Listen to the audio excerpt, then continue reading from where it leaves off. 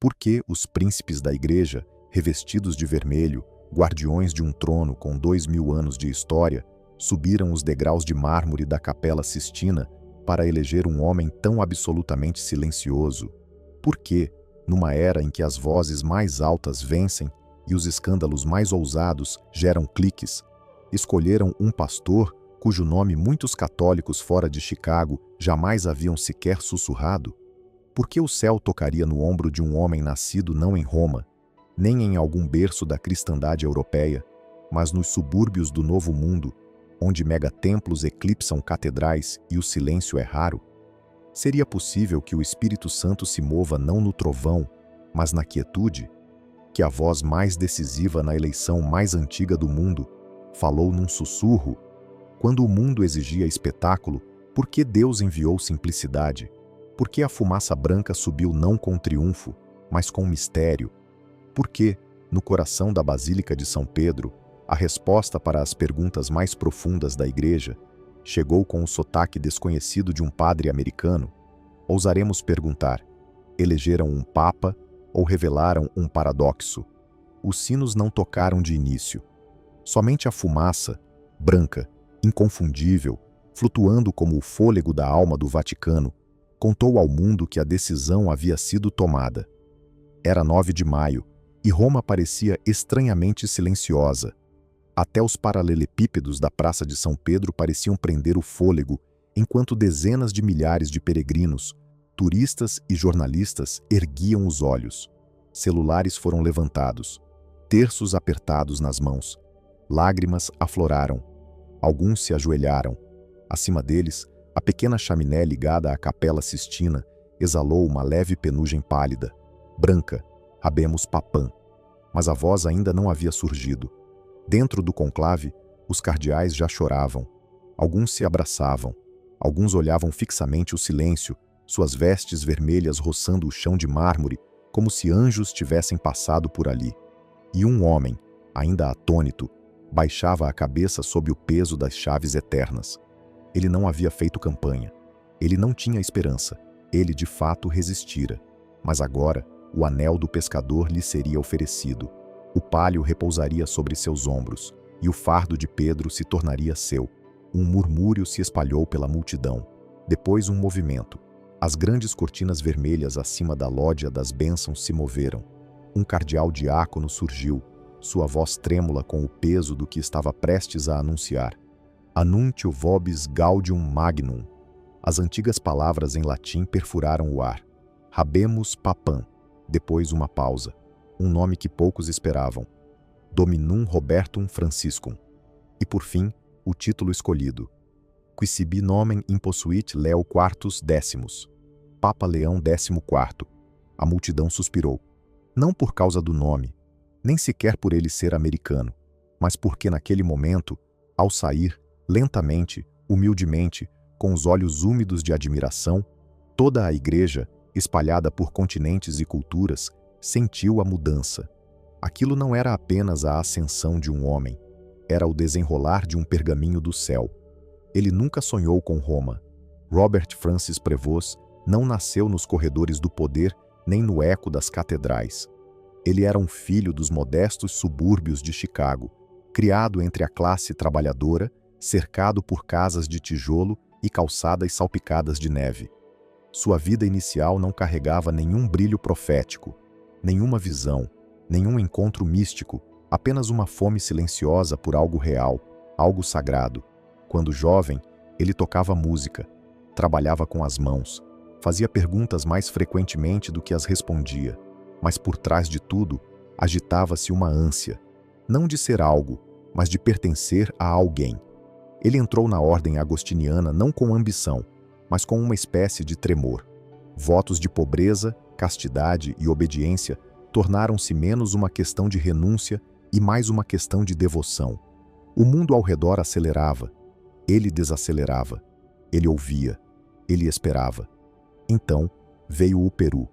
Enviado para longe dos confortos do lar, Prevost encontrou-se entre os pobres de Chulucanas, uma região desértica marcada por dificuldades e graça. Ali, ele não liderava o povo. Ele aprendia com eles, enterrava seus mortos, batizava seus filhos, ouvia suas confissões e carregava suas histórias como feridas preciosas. Com o tempo, o povo não o chamava de padre, chamavam-no de Padre Bob. Ele nunca buscou títulos, mas eles o encontraram: bispo, superior, prefeito. Lentamente, misteriosamente, a igreja lhe confiava mais. Mas para aqueles que o conheciam, ele permanecia o mesmo, discreto, profundamente orante, imune ao prestígio. Ele respondeu ao chamado de Roma não com alegria, mas com entrega.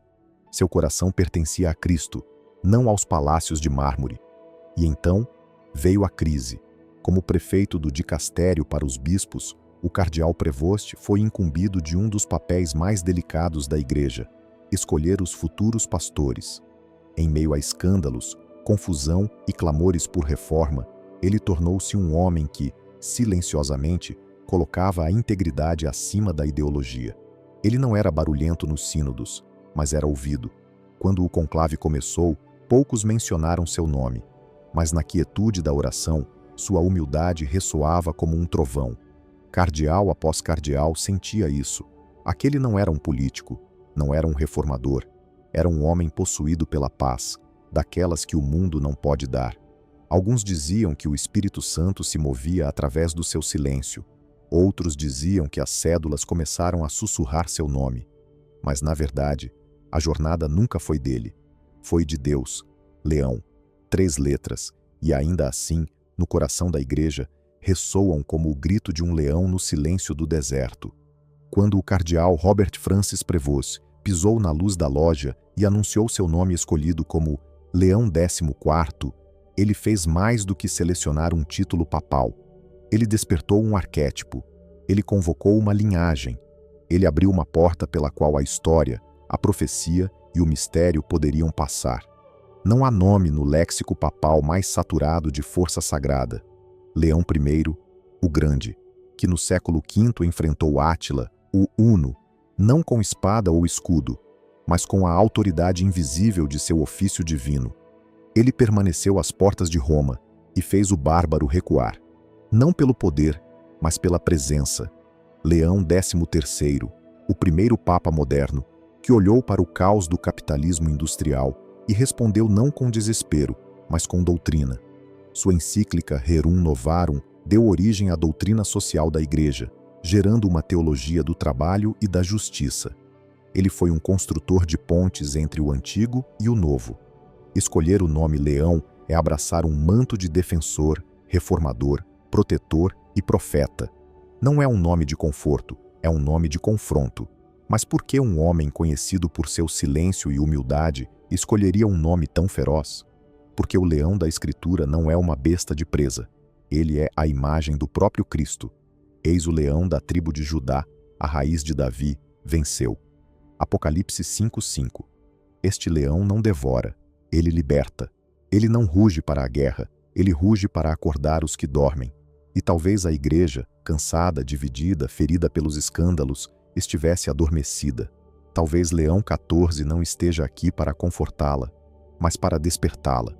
Quando ele surgiu na varanda, não havia grandeza em sua expressão. Ele não acenou. Ele não sorriu amplamente.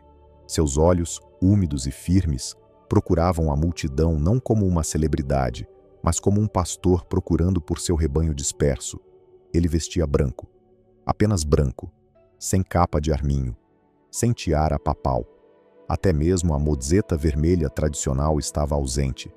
Era como se ele tivesse se despido de tudo o que pudesse distrair do essencial: o peso da cruz, as chaves de Pedro e o sussurro do Espírito Santo. Mas havia outros sinais, silenciosos. Sua mão direita tremia ao levantá-la em bênção, não de medo, mas da consciência de que milhões de almas, através de telas e praças, colocavam-se sob seus cuidados. Em seu dedo anelar, o novo anel do pescador captava a luz da tarde. Gravado não em ostentação, mas em simplicidade, ele trazia a imagem de São Pedro lançando sua rede. Um lembrete de que o Papa é, antes de tudo, um pescador de almas. Não um príncipe, não um executivo, um servo dos servos de Deus. Suas primeiras palavras não foram políticas, nem poéticas, mas orantes. Irmãos e irmãs, Comecemos esta jornada juntos, no silêncio, na misericórdia, na verdade. Silêncio, misericórdia, verdade. 3 pilares que não gritam. Eles permanecem. O simbolismo estava por toda parte, não em ouro ou grandeza, mas em contenção, na escolha de não se exibir, de não impressionar, de não dominar.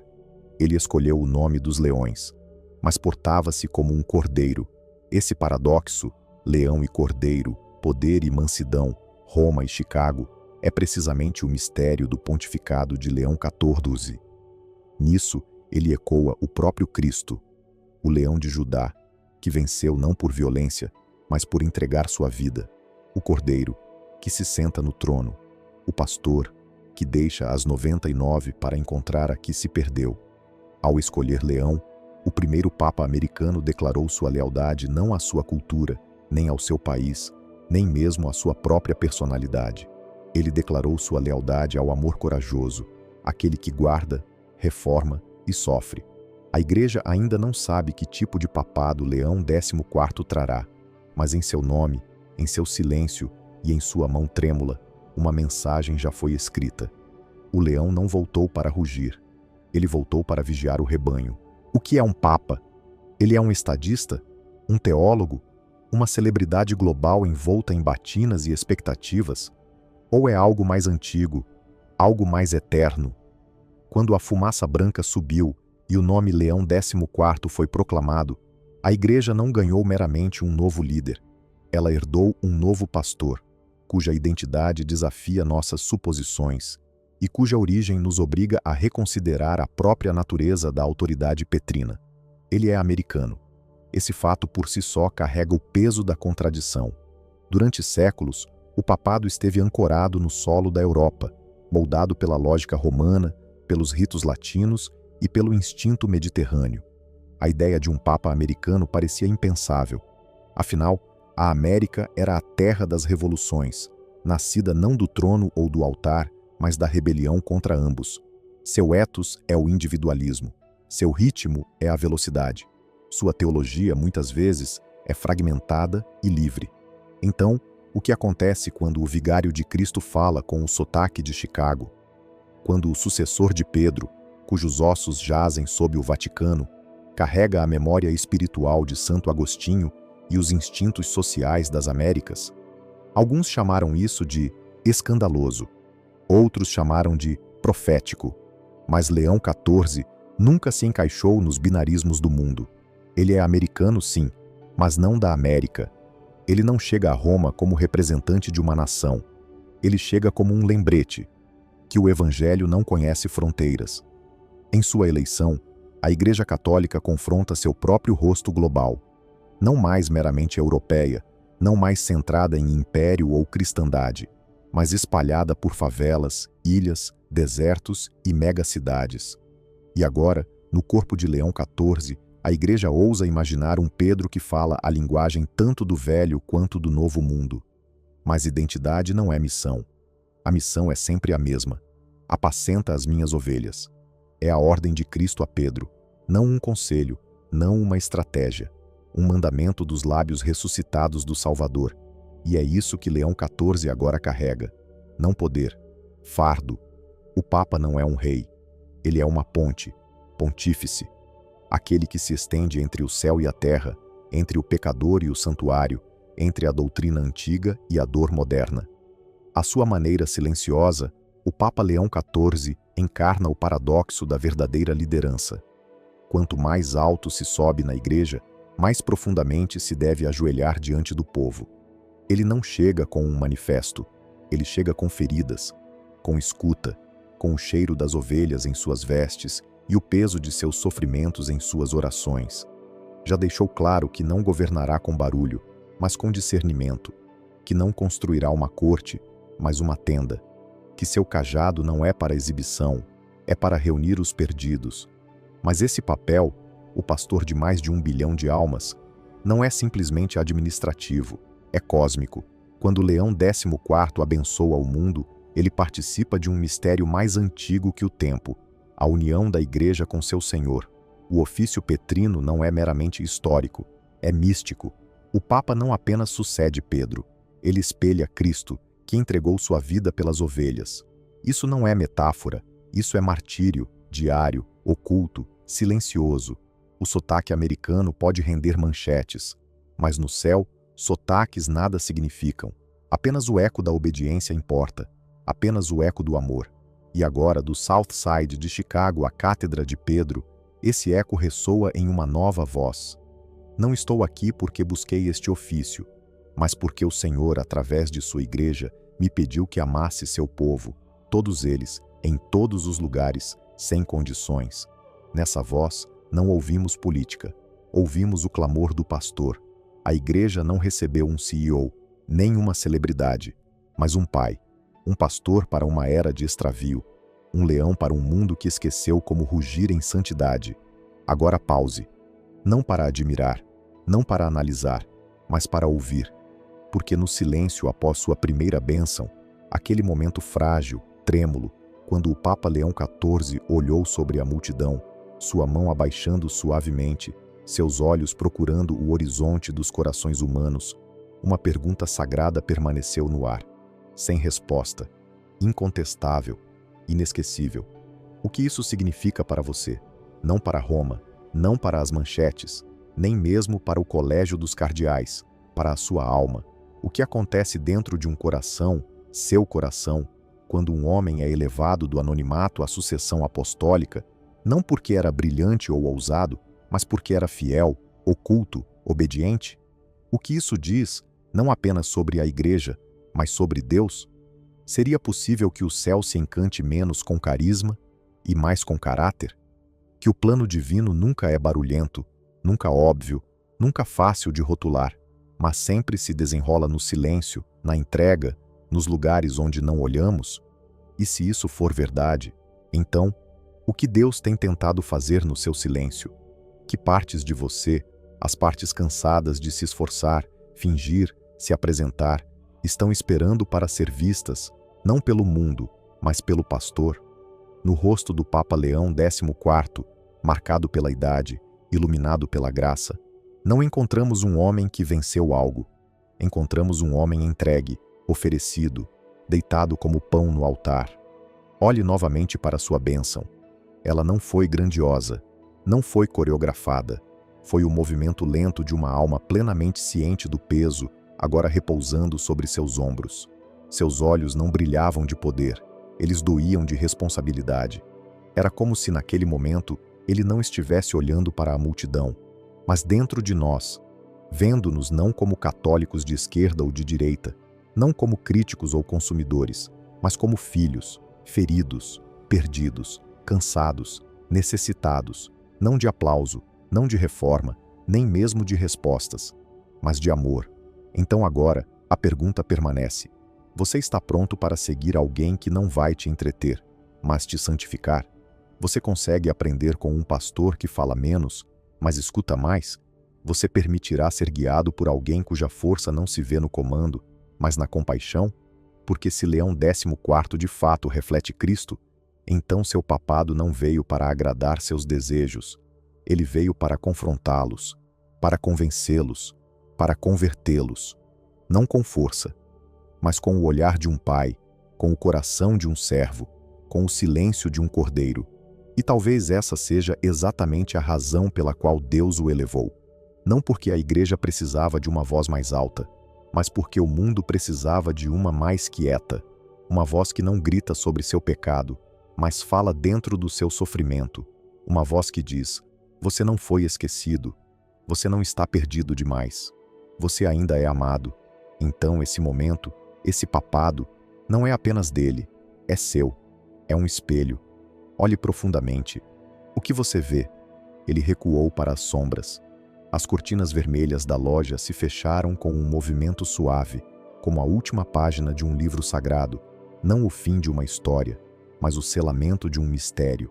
E a praça abaixo permaneceu imóvel, sem explosões, sem fanfarra, apenas um silêncio reverente, como se o mundo inteiro tivesse se lembrado de repente do som do sagrado, porque algo eterno havia tocado o presente, não com trovão, não com espetáculo, mas em um homem, trêmulo, silencioso, fiel, Leão XIV.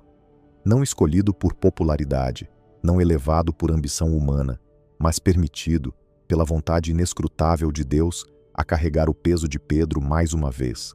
E agora, resta-nos este momento, este silêncio sagrado, esta esperança frágil. Ele reformará a igreja? Renovará o sacerdócio? Falará às feridas do mundo moderno?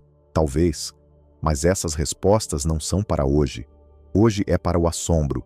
Hoje é para a oração. Hoje é para o sussurro sob a fumaça branca. Aquele que diz, ainda agora, através de séculos e continentes, tu és Petrus, tu és Pedro. E sobre esta pedra, Cristo ainda edifica sua igreja. Compartilhe isto se você acredita que este momento é sagrado. Deixe o eco se espalhar, não da voz de um homem, mas da vontade do céu.